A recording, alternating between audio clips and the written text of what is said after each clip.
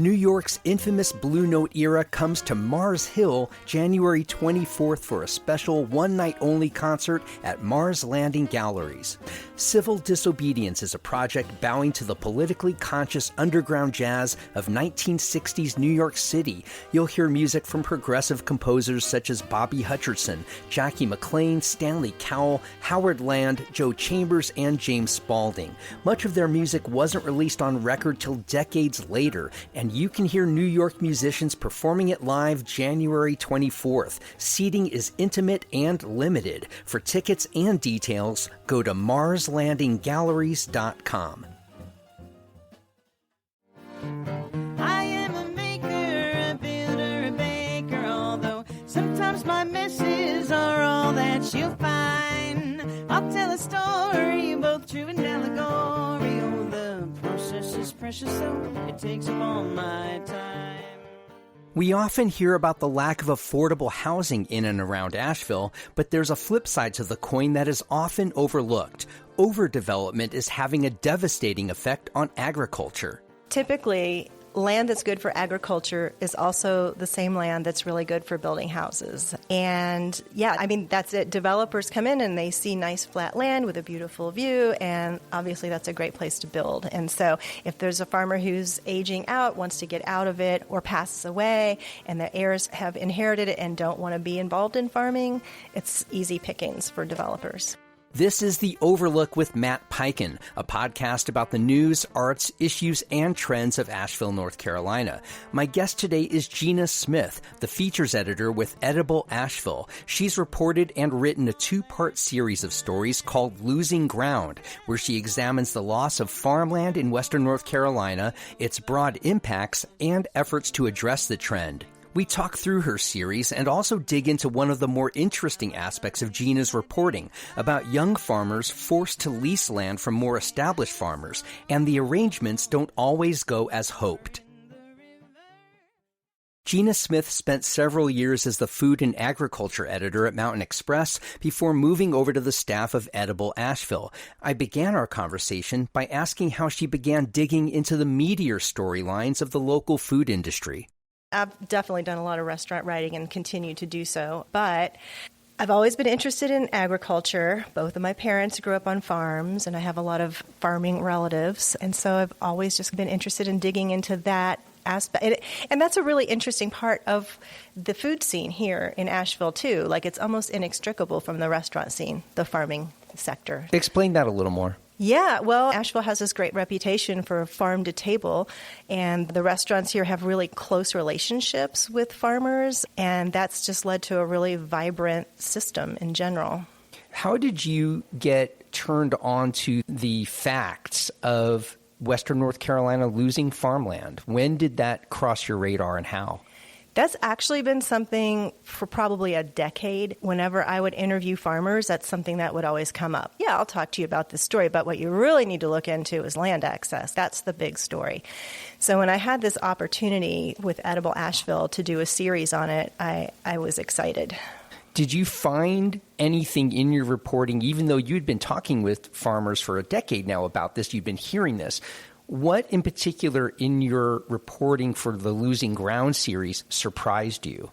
Just the size of the problem. It's something that Buncombe County specifically has been really trying to tackle too. Buncombe County is a leader in dealing with farmland access and has been for several years. I don't know if it was surprising, but I found it really interesting and exciting to find out all the things that our county is doing and Western North Carolina in general. And yet in your story, at least part one of your series, you talked about how Buncombe County could lose a quarter of its farmland acreage by 2040. Yeah. So you said the county is doing some leading edge things, and yet we're still losing. So tell me what the county is doing and why Buncombe County still faces this kind of loss of farmland. Western North Carolina has a unique situation when it comes to farmland because it's very mountainous, right? So there isn't a lot of flat land available. Plus, we have all these development pressures right now, very unique to the Asheville area, I think. Maybe not unique. I guess a lot of other urban areas are dealing with that. But combined with the lack of flat land, it's become a critical situation. But Buncombe County was actually the first in North Carolina out of 100 counties to start a farmland preservation program. So it was leading in that area. And then in 2007, it created a farmland protection plan with recommendations for like policy change around that to preserve farmland. And that was revamped in 2020. And there's been significant funding that's been put behind some of the initiatives that are part of that program. So you talked about farmland preservation and the farmland protection plan. How can the county protect farmland? What specific things are they doing? Yeah, that's a great question. So there are a few things that they have in their toolbox for this. One is conservation easements. So they work with land trusts like the Southern Appalachian Highlands Conservancy and others to work with landowners to basically take their farmland and make sure that it will never be developed, like in perpetuity. So to make sure that they can't sell it to somebody who will then turn it into a residential area. Yeah, so the landowners will still own their land. They can still leave it to their heirs. They can sell it if they want, but the land itself can never be developed. What is the incentive for these landowners to enter a land trust like this where it might cost them financially? It usually doesn't end up costing them financially. There is actually a financial advantage to doing that in that there are tax breaks associated with it, and also just knowing that their land will always be farmland and not turn into a bunch of tiny houses or whatever. Yeah, I'm not suggesting they want to see that happen, but we know about the financial considerations that happen. You mentioned the mountainous terrain plays a role in how much farmland we do have. So talk about that a little more. Does that preclude it from being farmland?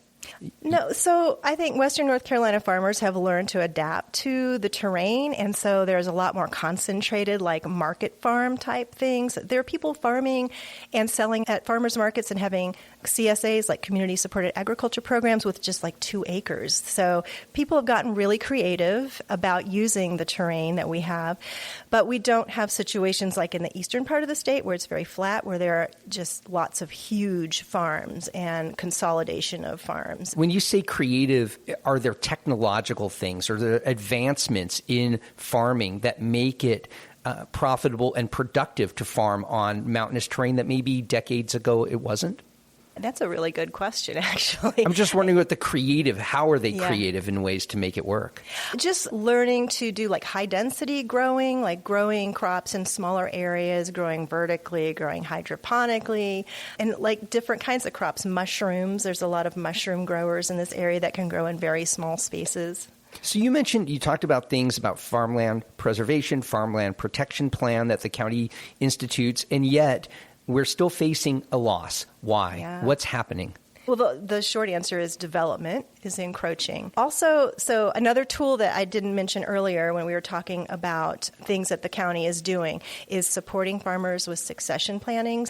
Our farmer population nationally is aging. So I think the average age of farmers now is almost 58 years old. I think you saw in the story it said that, about 57 and a half. Yeah, so it's becoming really important to make sure that those older farmers, as they're aging out, instead of leaving it to their kids who may not be interested in farming and maybe wanting to sell it for the highest bidder for development, that they're maybe connecting with young farmers who are seeking land so the land can stay as farmland. Is that actually happening? Is the county facilitating meetings between generations, older farmers and younger want-to-be farmers? Yes. How is that happening? Yeah, so Buncombe County they now have, I think, 3 people who are dedicated to working on succession planning. They've done trainings around how to facilitate that. Also, there is a terrific organization it's a program of the North Carolina Cooperative Extension called NC Farm Link, and it's almost like a dating website for farmers, for landowners and aspiring farmers, and it matches them up. So people who have farmland can go on the website and say what they have, and farmers can go on there and look for a good match. And they have staff who work with them to make that happen. I'd love to see what those profiles look like. I'm proud of my turnips in particular. Right. So you talked about a moment ago, you mentioned development being the number one threat. Your story talks about natural trends in agriculture as opposed to development, both of them playing roles, that we were losing even before development was the heightened impact that it is. You said there were natural trends in agriculture that were leading to the loss of farmland. Before we get into the development, what sort of natural trends were playing into that? I think you're maybe referring to like the tobacco industry. So that was a big one. There were a lot of tobacco farmers many years ago, and a lot of them had cow-calf operations on the side. So while also growing tobacco on whatever acreage, they would have cows and calves, and they would sell the calves. And that's like another income stream for them. So when the tobacco went away, a lot of the cow-calf operations went away too. Turning to development, when I read that in your story that development was playing the major role in the loss of farmland, I was thinking, isn't this zoned agriculture? How can development encroach on agriculturally zoned land unless those buyers get the land zoning changed? Is that happening? No, is zoning out in rural areas, is that not even, is there zoning? I can't really speak to the zoning. I'm not really sure how that works. I do know that there is the opportunity, at least in Buncombe County and probably in other counties that have farmland preservation programs, where they can do voluntary agricultural districts. And if you're part of that land, it's like an easement situation, but for 10 years, your land would be protected from development. But yeah, I think if it's your land in a rural situation and you want to sell it to do whatever, it's up to you. You mentioned how particularly in rural areas that we're seeing some of that. Talk about what's happened in the last 10 years or so in terms of development that's really eaten into agricultural land. What are you seeing?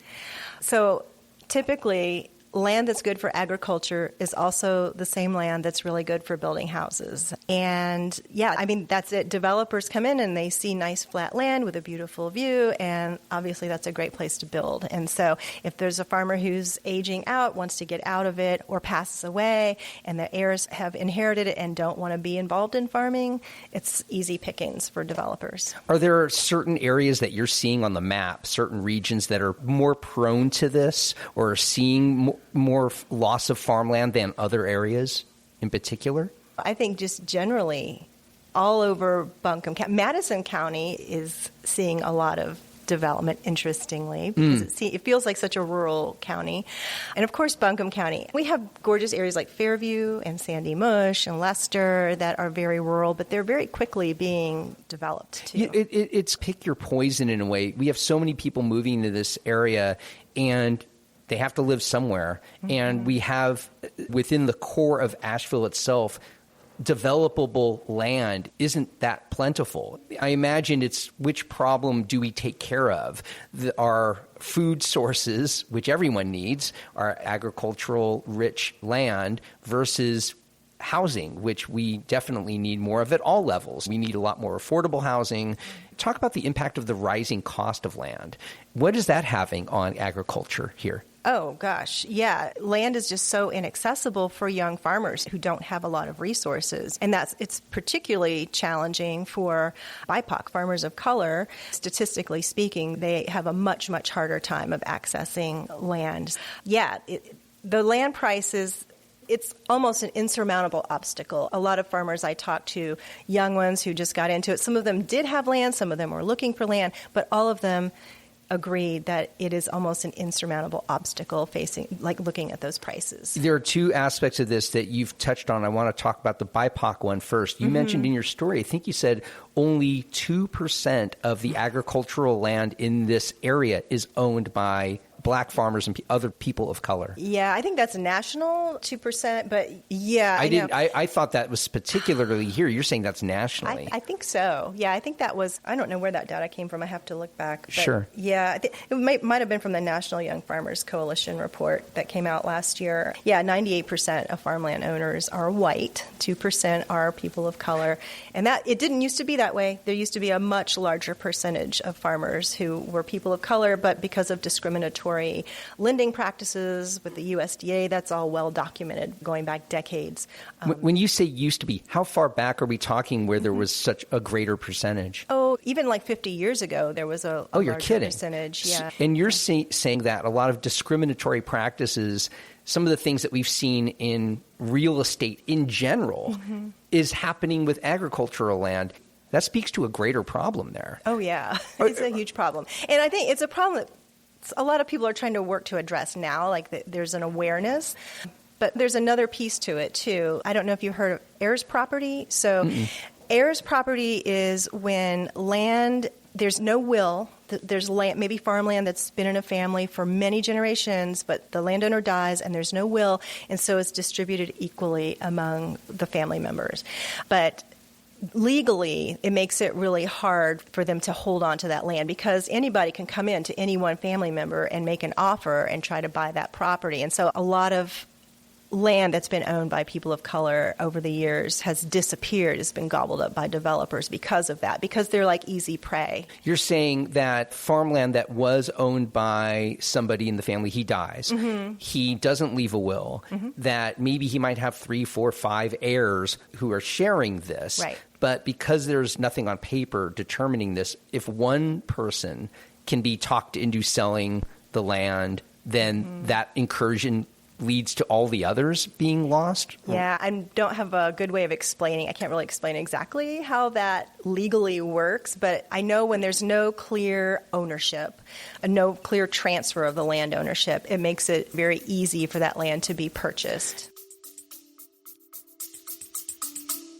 More after this.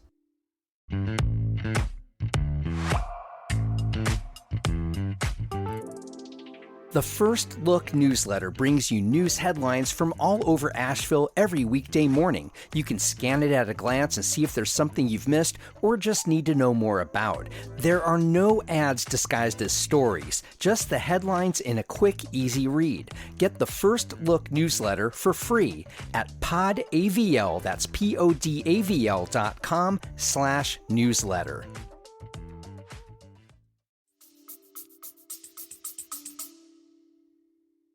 You also touched on the affordability of it, and your story talks about farmers who lease land, and with mixed results. I thought that was really interesting, that there were farmers who would love to own if they could, they can't afford to. They're leasing farmland. This is land that is used for farming, and yet the results are mixed. Can you talk through some of your reporting, what you found, some of the circumstances? Sure. Yeah, that's a great question, because leasing, while it can be a really great opportunity for new farmers because there's like minimal financial input compared to purchasing, there's a lot of uncertainty about it. So even if you feel like you've got a really good relationship with the person you're leasing from, circumstances can change, their family situation can change, and you might find yourself with, like one of the people I interviewed for the first installment of the story, you might find yourself with a bunch of livestock on some land that you're leasing, and suddenly that land is gone, and you have to find a place to put your 50 head of sheep or whatever you have. It can be really challenging. Plus, there's the issue of infrastructure, like fencing, barns, that kind of thing. That's an enormous investment of money. And to make that investment on land that's not yours, that you're just leasing, it's a gamble. You also focused in on one family, one couple that was leasing land, and it was farmland that they were using, but the families wanted to operate their farms differently in a way. There was a different culture around farming. I thought that was interesting too. And that led to them not being able to stay on that land. Yeah, that's a really big thing too. So say that a new farmer, a young farmer, wants to use regenerative farming practices. So that's a really specific way of managing the land and managing your animals. So if you come in and you want to do regenerative farming, but you are leasing land from another farmer who does not use those practices, that's going to be problematic because maybe they don't want you rotating your pastures. Maybe they want you to keep your animals on one piece of land, for example, or whatever. There can be a lot of challenges around that. You talked about one couple, I think maybe it was the same couple, that they woke up one day or they came out there one day and saw that the entire acreage had been mowed. Yeah, so they actually, it was a Danish Choquette from Old North Acres, and she laughed about it when she was telling me the story, but the farmer they were leasing the land from had no ill intentions. He was just used to mowing his field. And so he just went out and mowed his field. But they use regenerative farming practices, which means they let the grass grow and let the cattle eat the grass. And that's like their forage, their hay. How devastating. It was devastating. Because they then had to find a way to purchase hay to feed those animals for the next few months instead of being able to just graze them on the existing hay. So, yeah, she was laughing about it, but at the same time, I felt like she must have been crying at some point because it had to be so heartbreaking. So what is the outlook and picture for prospective farmers in their 20s and 30s who have not yet purchased anything? And they don't have, you talked to one couple who they readily admitted, if it wasn't for my mother's money, we would not have been able to purchase this piece of land that we're on. A lot of people don't have that kind of benefit. What's the outlook here for younger would-be farmers who don't have that pipeline to money and want to get into farming, want to make that their living? What do you think is the outlook looking? Your story points to 2040. What is our outlook at 2040? Yeah, that's a great question. I feel like it's hopeful because a lot of people realize there's a problem and are looking for answers. So some farmers are, again, getting creative and doing things like farming collaboratively, where they're like going in together, pooling their resources to buy land or to lease land together or whatever situation, just like joining forces so they can support each other. So there's another installment to the series. It's what's the outlook, what's happening, what's being done. And also, one of the farmers I interviewed for that story said that they feel like communication is really important and building relationships between older farmers and younger farmers and being very intentional about that. So there are conversations happening. So education is happening about what the younger farmers are doing and what their farming practices are. Older farmers letting people know if they have land that maybe they have some land that they can lease out, and be intentional about pairing with someone who has similar goals and practices. What can the public do, or is there anything the public can do to help this issue, to be part of this?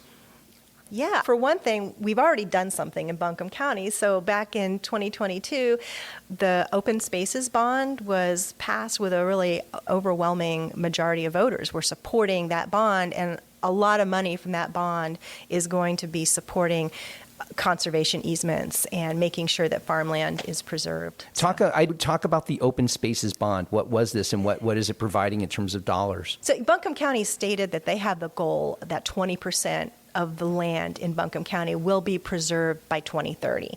They're actually already over 18%, so they're doing pretty good. But that bond, which, again, I'd have to look up the amount. It's in the 30 millions, I believe. But a lot of that is supporting the kind of thing we were talking about earlier with succession planning, conservation easements, and that kind of thing, which is amazing. Are farmers, the older generation of farmers, are they only recently getting aware of this as well and seeing a responsibility, or have they long seen a responsibility in this? I think it just depends on the farmer. Of course, there have been many that have been aware of it, which is why there's been things happening over the past couple decades in Buncombe County. But surely, yeah, I'm sure there are lots that haven't thought about it. They just assume they'll pass their farm on to their kids, and then it'll go to their grandkids. And the kids or grandkids can do with it what they will. Exactly. Yeah. And the preservation efforts from the county are putting in some guardrails around that. Yeah, guardrails and some thought processes about what happens if you do leave this to your child who works in New York and has never had an interest in the farm. What are they going to do with it? Even though there are these guardrails, I imagine some of these people who inherit land who want nothing to do with farming. They think they can make many millions of dollars on a sale. Mm-hmm. Are these land trusts impossible to break? Or are they? Yeah, if you have a conservation easement, that land is preserved in perpetuity. That it cannot be developed legally.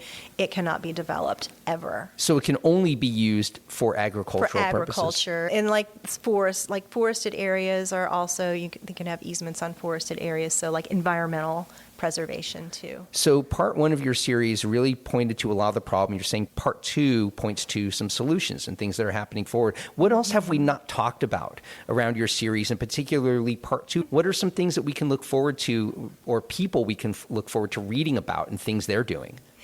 So, yeah, one of the coolest things from the second installment to me is a look at the Southern Appalachian Highland Conservancy's Farm Incubator Program.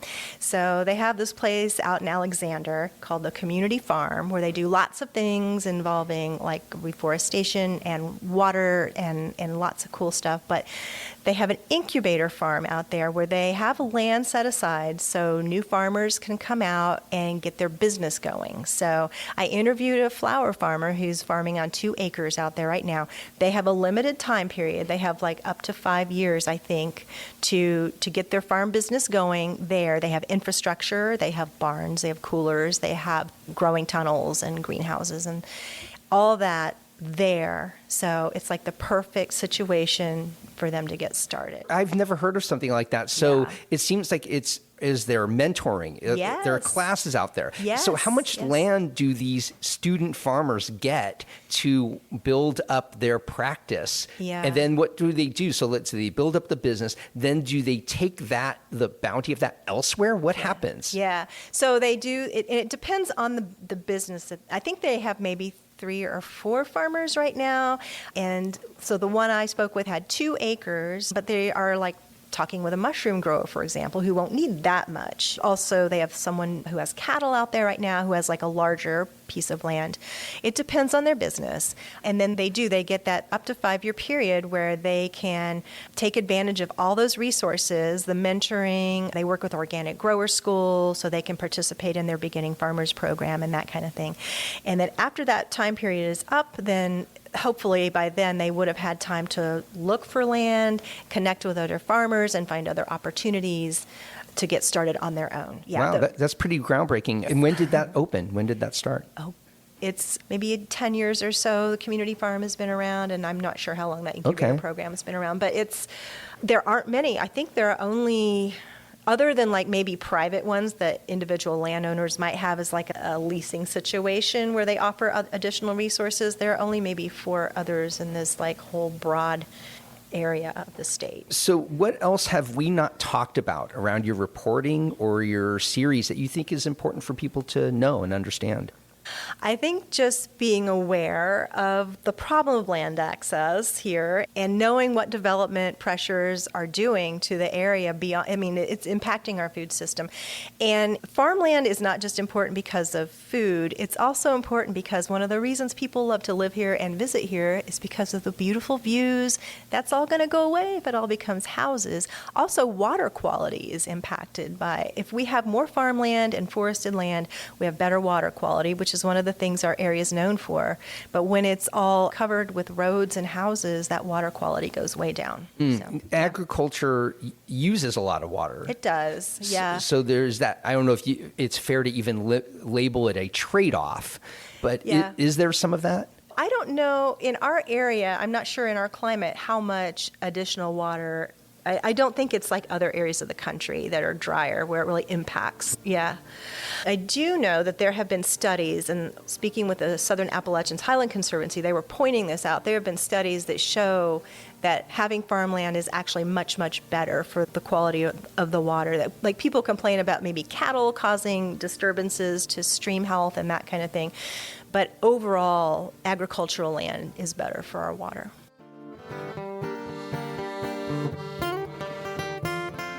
Our First Look newsletter gives you just a handful of daily headlines from around the local media landscape to get you on your morning. We also have a weekly newsletter devoted to all things the Overlook that hits you every Friday. Both are free and available at podavl.com/newsletter. I want to thank my guest today, Gina Smith, the features editor of Edible Asheville. You'll find links to her series of losing ground stories in the show notes of this podcast episode. Our conversation happened inside the BB Theater in downtown Asheville. The owners, Susan and Giles Collard, have been so gracious enough to allow me to record my interviews there. Our theme music for The Overlook, Maker's Song, comes courtesy of the Asheville band The Resonant Rogues. The Overlook is a production of Podcast Asheville. New episodes come out every Monday, Wednesday, and Friday wherever you get your podcasts. You can find us on any social media channel at AVL Overlook. And I'll see you on the next episode of The Overlook with Matt Peiken.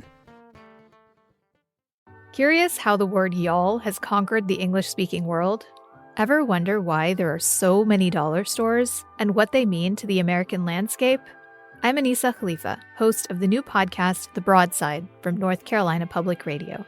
We explore stories at the heart of the American South. Each week, we go beyond the headlines and cover a single topic that impacts our region and explain how it reverberates across the country. Follow The Broadside wherever you get your podcasts.